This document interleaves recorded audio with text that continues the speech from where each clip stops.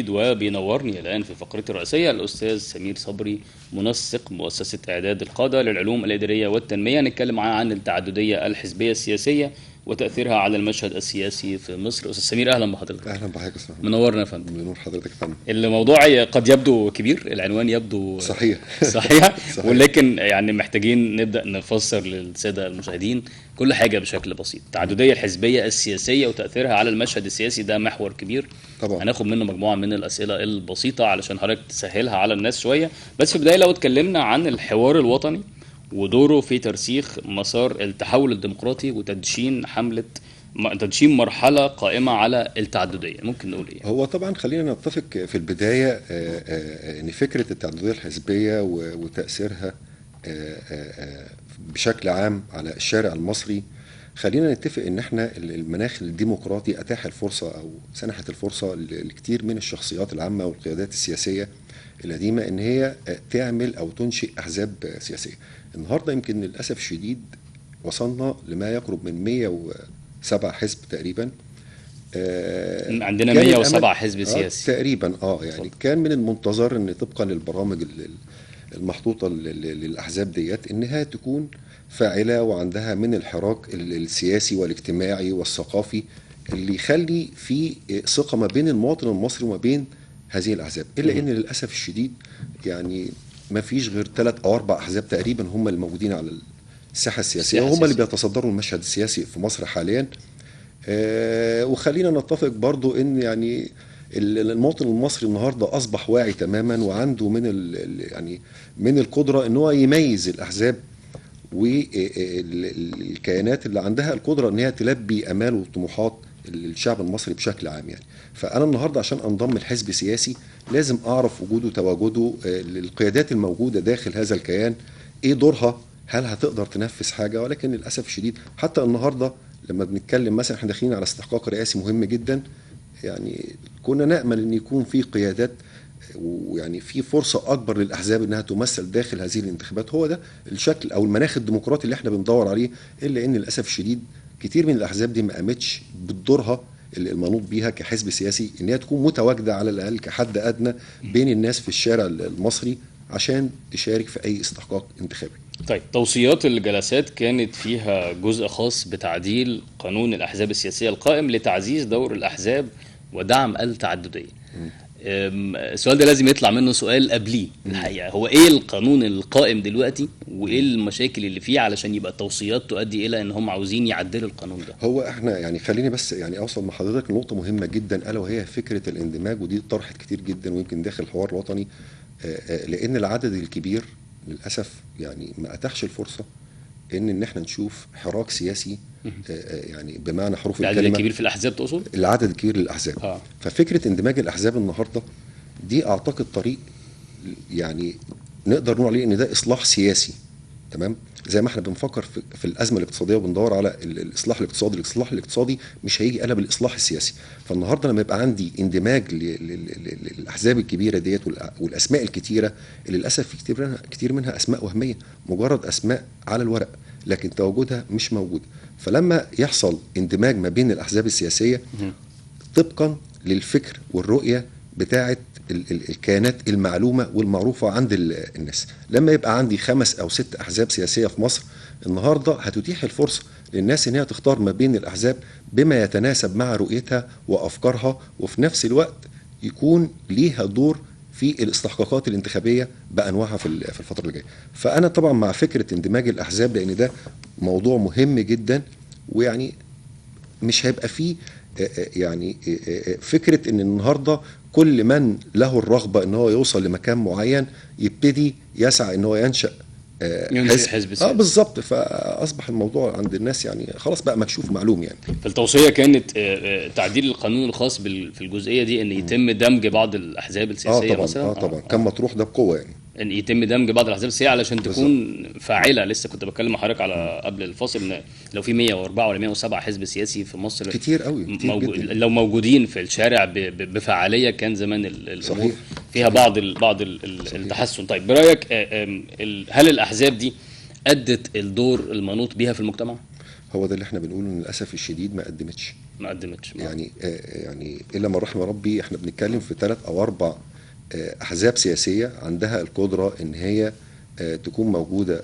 يعني نتفق او نختلف برضو عن الدور اللي بتقوم بيه الاحزاب ديت، الا ان وفي منها على فكره احزاب وليده يمكن ما كملتش 7 سنين و10 سنين او حتى 12 سنه في المشهد السياسي في مصر، الا ان كان ليها تواجد واضح ومعلوم بين الناس ايه الدور اللي بتقوم بيه ايا كان شكله ايه ونوايته ايه، الا ان مسمى عند الناس ان في كيان اسمه كذا او في حزب اسمه كذا. صحيح. بعيدا بقى عن المسميات الكبيره والكتيره، في على فكره في كيانات او احزاب موجوده مركزي فقط، ملهاش حتى مقرات. مركزي في القاهره، ملهاش مقرات في المحافظات ولا لجان في المحافظات المحافظات المختلفه. بس هي دي المشكله يعني. طيب المحور الثاني او الجزء الثاني، ازاي ممكن خلق مناخ سياسي اكثر خصوبه للتعدديه الحزبيه؟ يعني بمعنى هل عدد الاحزاب الموجود دي بعدم الفعاليه اللي موجوده زي ما حضرتك كنت بتقول ان 3 أو 4 أو 5 بس ممكن يكون رجل الشارع العادي يعرفهم، هل ده له علاقه بالمناخ السياسي، او هل في حاجه ليها علاقه بالمناخ السياسي ممكن تحسن من وجود تعدديه افضل؟ اكيد طبعا. هو يعني احنا بنتكلم في فكره انشاء الحزب اصلا يعني بيقوم على عده يعني ثوابت، الا وهي يعني ان انت تفكر تعد من الكوادر والقيادات اللي تكون على اتم استعداد انها تخوض اي انتخابات، سواء انتخابات نيابيه، انتخابات في مجلس النواب، مجلس الشيوخ، استحقاق رئاسي. النهارده لما بنتكلم الهدف الاساسي لاي حزب هو الوصول للسلطه عشان يحقق البرنامج بتاعه. طيب انت النهارده، ويمكن للاسف الشديد يعني خليني يعني اخد ده نقطه ثانيه، فكره الترشح لرئاسه الجمهوريه، ويمكن احنا بصدد انتخابات الرئاسه، في ناس اعلنت انها هتخوض الانتخابات الرئاسيه قبل موعد اعلان الرسمي للانتخابات بشهرين. يعني هو اصلا ما كانش مستعد، لان النهارده يمكن احنا اتعلمنا مع اعلان نتيجه الانتخابات بتبدا الحمله الانتخابيه او شغل الكيان الحزبي على ان هو يخوض بعد 4 سنوات الانتخابات، سواء انتخابات نيابيه او انتخابات رئاسيه. بتستعد، بتشتغل مع القواعد بتاعتك على يعني على مستوى المحافظات، المراكز، القرى، الاحياء.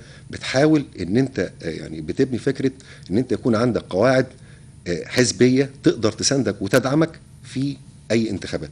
ولكن للاسف الشديد وبالتالي من اعلن قبل الانتخابات بشهرين فده غير يعني انا شايف ان احنا حتى يمكن كمان دي رساله حتى بنقولها للناس، ان احنا مصر مش حقل تجارب. يعني للاسف الشديد احنا في مرحله وفي توقيت صعب جدا. صحيح. يمكن الازمه الاقتصاديه اللي بتمر بيها الدوله المصريه وخلت يعني الناس تبص على ان ممكن يحصل ازمه بين القياده السياسيه وما بين الشعب المصري، وده يمكن للاسف الشديد اعداء الوطن من الخارج ومن الداخل ايضا كانوا منتظرين ان يحصل ازمه حقيقيه، الا ان دي يمكن من عند ربنا سبحانه وتعالى اولا، ثم تماسك المصريين وصلابتهم، وان هم دايما في عز الازمات بيقفوا ايد واحده. الاحداث اللي حصلت في غزه مؤخرا خلت الناس تصحى وخلت الناس تفوق، وممكن نتحمل. هو مين النهارده في مصر ما بيعانيش؟ كلنا بنعاني وشايفين في زياده الاسعار وفي في حاجات علينا وفي حاجات المفترض ان هي تتم. احنا ممكن مثلا يعني نطالب بالحد الادنى وهو مثلا الرقابه على الاسعار، ولكن احنا شايفين المشهد العام والراي العام ان احنا داخلين في فتره حرجه. يمكن بفضل الرئيس عبد الفتاح السيسي النهارده بنتكلم في هدنه حصلت في غزه لمده 4 أيام وتبادل أسرى، وفي بالظبط في اشاده من الدول العربيه والدول الاوروبيه بالمجهود المبذول من مصر. النهارده الناس بتتكلم على ان الرئيس عبد الفتاح السيسي بيمتلك من الدهاء والحنكه ان هو يتعامل مع الازمات، لان ده راجل عنده يعني كم من الخبرات العسكريه اللي تخلينا نبقى مطمنين على حدودنا وعلى الامن القومي المصري يعني بشكل عام. فالنهارده لما نيجي نتكلم على خوض انتخابات الرئاسيه على سبيل المثال، وفي طبعا كل التقدير والاحترام لكل المرشحين، ولكن الظرف اللي بتمر بيه الدوله المصريه تحتاج مننا لتكاتف لتوحيد الصفوف عشان نحافظ على بلدنا. ونشكر الراجل اللي ساند وداعم الدوله وحافظ على الهويه المصريه، لان احنا للاسف الشديد كتير من الداخل قبل الخارج بيحاول ان يعمل دايما ازمه ثقه ما بين القياده السياسيه والمواطن المصري. طيب نرجع تاني للجزئيات الحزبيه التعدديه الحزبيه، وعايز اتكلم مع حضرتك اكتر عن تاثير التعدديه الحزبيه الحقيقيه على الحراك الديمقراطي بشكل عام وبشكل واقعي. طيب خلينا نتفق ان في بعض الكيانات السياسيه او الحزبيه اللي قدرت ان هي بشكل او باخر توصل للمواطن المصري، وتحديدا المواطن الاسماعيلاوي. لو احنا بنتكلم على الاسماعيليه، يمكن في حراك ابتدى يحصل خلال الفتره الاخيره من بعض الكيانات زي مستقبل الوطن، حماة الوطن. يعني في بعض الكيانات اللي قدرت ان هي تشتغل وتحاول تكون متواجده ما بين المواطن الاسماعيلي.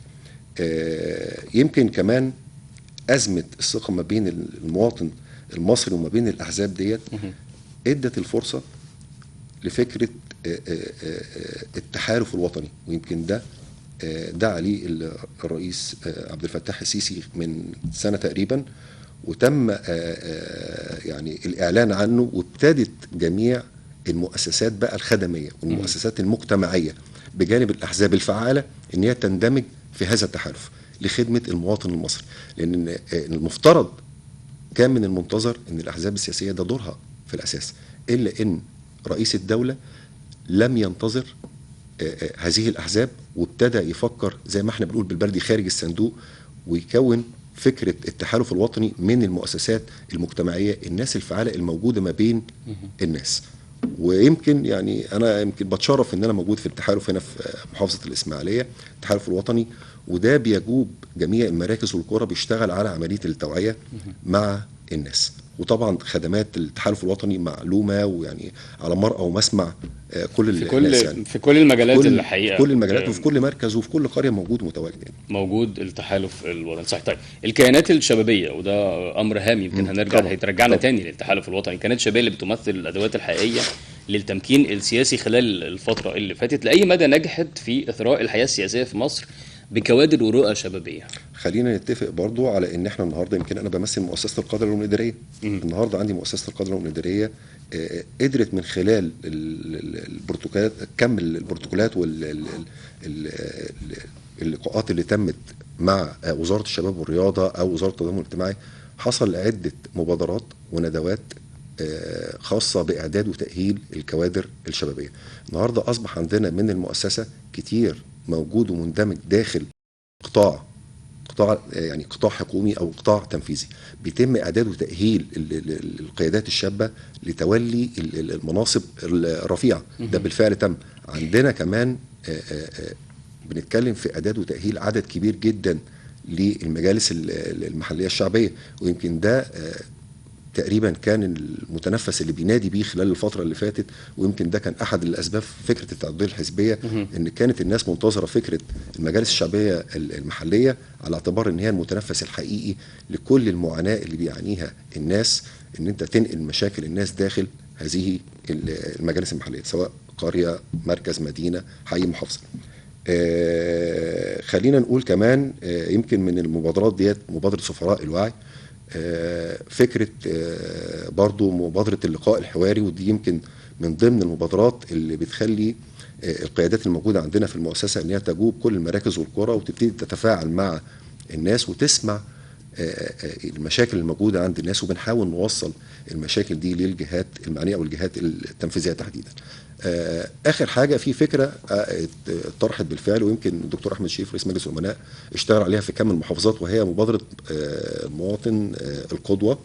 ودي كنا بنشتغل عليها في كل المراكز والقرى، وبندور على المواطن القدوه، المواطن اللي قدر يساعد ويخدم اهله وناسه او الوطن بشكل عام فيما يخص مجاله او تخصصه، سواء مثلا مدرس ما بيديش دروس خصوصيه ولكن بيدي مثلا دروس بالمجان او باجر رمزي بسيط، دكتور زي مثلا فكره اللي طلعت ظهرت فتره كده الدكتور الغلابه اللي ما بيتقاضاش اجر مقابل الناس اللي مش معاها. فازاي ان انت تسلط الضوء على الناس اللي بتخدم اهاليها وناسها، ده كان يعني بيحتوي الفكره دي مؤسسه القاده العلوم الاداريه في الاسماعيليه.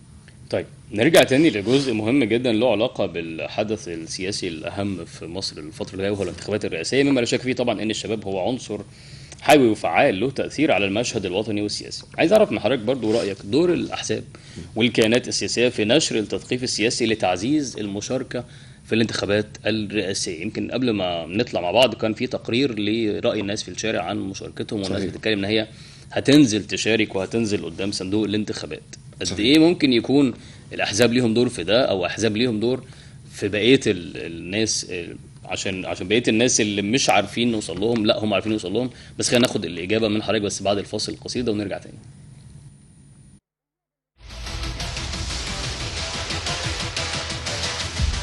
ان شاء الله يعني نازل اقول صوتي ونازل اقول اللي هيخدم بلدنا واللي هيخدم مصر وانا بصراحه شايف السيسي هو اللي هيخدم مصر صراحه. يعني الناس اللي مش هينزلوا يقول لهم ايه؟ لا بقول لهم اللي مش عايز ينزل دي يبقى مش بحب البلد. الجزء الجاي ده احنا نتمنى ان احنا ننزل على المثال الكبير وحدانا بنشجع الناس كلها ونقول لازم ننزل انتخابات يا ريس، وكل الناس واقفه على كده ان شاء الله. الشخص اللي بيمتنعوا مميز. لا هنجيبه احنا برضه، هنجيبه ينتخب معانا ونحيي يا ريس، لان ريس ما نقدرش نقول لك هو عمل ايه. عمل حاجات كتير عندنا في التل الكبير، طرق ومستشفيات ومداين وحاجات حلوه يعني. لازم ينزلوا وكلهم لازم ينزلوا وينتخبوا، وعايزين بلدنا تبقى كويسه واحسن حال. لازم ننزل عشان نقف جنب الرئيس في الوقت الحالي والظروف الصعبه اللي احنا ماشيين بيها والبلاد كلها ماشيه بيها. صح كده. لازم كلنا نقف جنب الرئيس وندعمه وربنا يستر على البلد يا رب. صوتنا ده امانه ولازم احنا كل واحد يشارك بصوته ويبقى فعال في الدوله. فطبيعي يعني ان شاء الله باذن الله هنزل اشارك ان شاء الله باذن الله. مش هتنزل بقى؟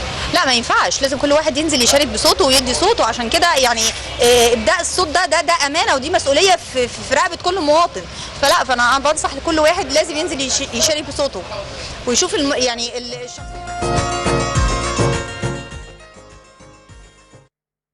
ما زلنا مستمرين مع حضراتكم في يوم جديد، وما زال بيشرفني وينورني الاستاذ سمير صبري منسق مؤسسه اعداد القاده للعلوم الاداريه والتنميه. استاذ سمير اهلا بحضرتك مره ثانيه. اهلا بيك. يمكن التقرير كنا بنتكلم عنه وبدانا نشوف جزء تاني منه كمان، وكنت بكلم حضرتك في سؤالي قبل التقرير عن دور الاحزاب والكيانات السياسيه في نشر التثقيف السياسي للمصريين لتعزيز المشاركه في الانتخابات السياسيه. حقيقي. قد ايه ممكن يكون ده يكون دور مهم وفعال ولازم يتم، وايه اللي حضرتك شايفه كخطوات تمت من اي كيان او مؤسسه؟ طيب خلينا نتفق ان احنا في البدايه كده قدرنا نطلق مبادره مسؤوليه القرار، وهي خاصه بالانتخابات الرئاسيه.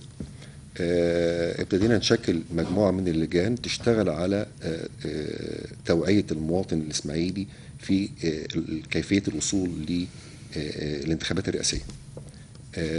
ما فيش شك ان الهيئه الوطنيه للانتخابات طبعا بعد عده قرارات مقدمه تسهيلات غير عاديه للعمليه الانتخابيه، بدءا من عمليه التصويت حتى انتهاء العمليه الانتخابيه واعلان النتيجه.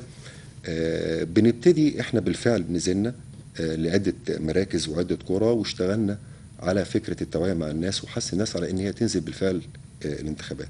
خليني برضه اقول لحضرتك ان يمكن المراكز والقرى اكثر حشدا في الانتخابات، يمكن هناك عندهم فكره الحرص الشديد على الاستحقاق بصوته. صوته مهم بالنسبه له، عزيز عليه قوي، فبينزل وبيشارك، بياخد اولاده واسرته وجيرانه، وده يمكن مخلينا نشتغل بشكل اكبر شويه خلال الفتره دي داخل المدينه. الرساله المهمه اللي يمكن بنشتغل عليها فكره ان في ناس بتحاول تصدر صوره ان في عزوف للشباب، ويمكن دي فئه تحديدا بيتقال دايما عليها ان في عزوف من الشباب في المشاركه الانتخابيه بشكل عام يعني. النهارده خلينا برضو نتكلم ان الشباب محتاج يعني بيفكر بشكل معين، فاحنا بنشتغل على الفكر بالفكر وبنحاول نتكلم مع الشباب تحديدا في كيفيه الوصول للانتخابات، لان ده حق دستوري. تمام.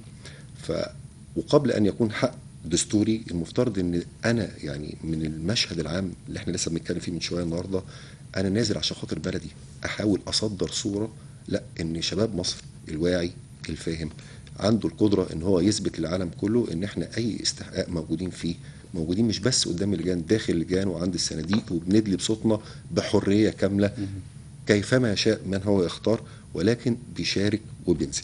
وده بالفعل يمكن الحمد لله رب العالمين اخدين فيه يعني خطوات جاده الفتره ديت، لان اصلا ما فيش وقت خلاص، يعني العمليه كلها يعني ايام صحيح. ايام عديده، وان شاء الله باذن الله الانتخابات هيكون شكلها مختلف المره دي، وهيبقى في مشاركه يعني طيبه ان شاء الله باذن الله. رد فعل الناس في الشارع بيكون ايه؟ يعني احنا بنشوف تقرير الناس الناس مش بس بتقول انا هنزل اشارك وخلاص، الناس بتتكلم، الناس بتقول صحيح.